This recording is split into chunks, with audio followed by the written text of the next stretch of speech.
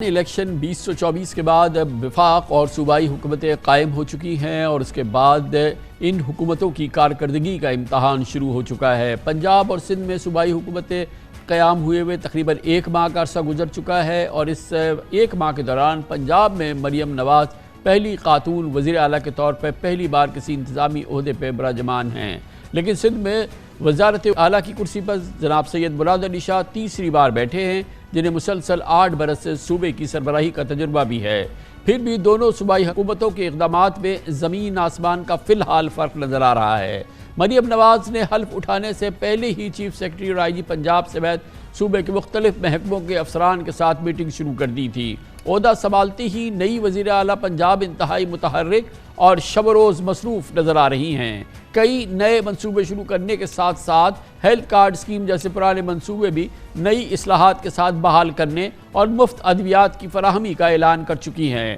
جرائم کی روک تھام سے لے کے رمضان میں لاکھوں مستحق گھرانوں تک راشن کی تقسیم کو منصفانہ بنانے کی مریم نواز کوشش کر رہی ہیں۔ کم آمدن والوں کے لیے 1 لاکھ گھروں کی تعمیر، پرائس کنٹرول، تعلیم، صحت، انفراسٹرکچر، آئی ٹی سٹی کے قیام اور ٹرانسپورٹ سمیت کلیدی محکموں کے لیے درجنوں مشکل اہداف اپنی بیوروکریسی کے لیے وہ مقرر کر چکی ہیں اور اکثر دیکھا گیا ہے تقریباً ہر روز وہ مختلف مواقعوں پر عین موقع پہ جاتی ہیں اور وہاں عوامی تکالیف کا مشاہدہ بھی کرتی ہیں اور اس کے سدباب کا اعلان بھی۔ لیکن 16 برس سے سندھ پر حکمراں پاکستان پیپلز پارٹی کے مسلسل 8 سال سے وزیر اعلیٰ مراد علی شاہ بظاہر منظر سے غائب ہیں۔ صوبے میں جرائم کا گراف روز بروز بڑھتا جا رہا ہے، اشیاء صرف کی قیمتیں آسمان چھو رہی ہیں، صحت کے نظام کا برا حال ہے، ٹرانسپورٹ اور سڑکوں کی حالت بھی کسی سے ڈھکی چھپی نہیں۔ لیکن مراد علی شاہ فی الحال اجلاس اور میٹنگز میں مصروف ہیں اور اتفاق کی بات ہے کہ ایک بار پھر کراچی سیف سٹی منصوبے پر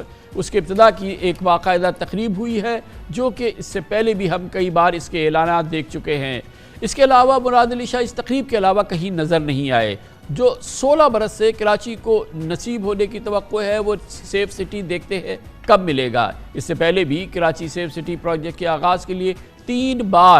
بار مفاہمتی یادداشت پر دستخط کی تقریب ہو چکی ہے، مگر منصوبہ شروع نہیں ہوا۔ پنجاب اور سندھ کے وزرائے اعلیٰ کی کارکردگی کا فرق جانتے ہیں اور اس کے لیے ایک خصوصی رپورٹ ترتیب دی ہے ہمارے نمائندے خصوصی زہیب احمد نے۔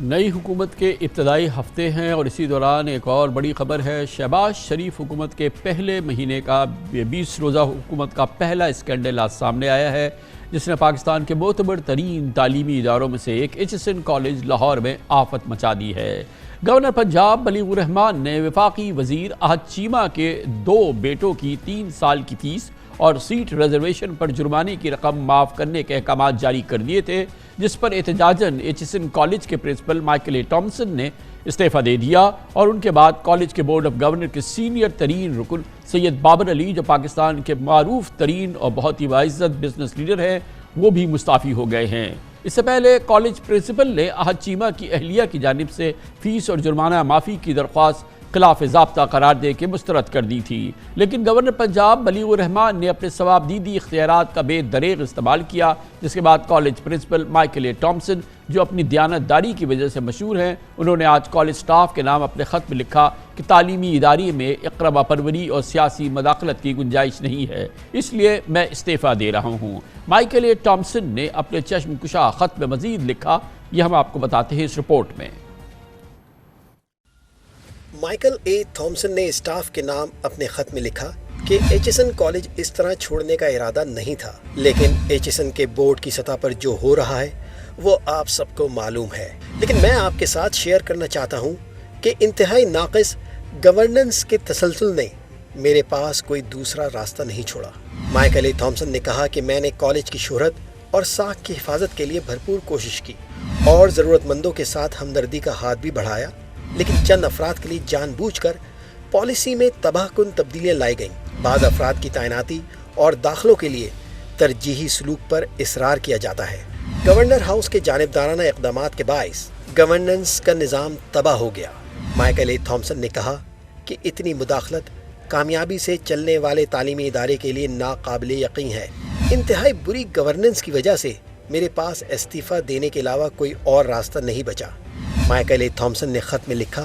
کہ ایک نیک نیت غیر ملکی खालिस नियत के साथ ही किसी दूसरे मुल्क का सफ़र करता है, लेकिन मुझे बिलाखिर एक लकीर खींचनी पड़ी है। 1 अप्रैल को स्कूल छोड़ रहा हूँ, इंतज़ामी उमूर और दाखिलों का हिस्सा नहीं बनूंगा।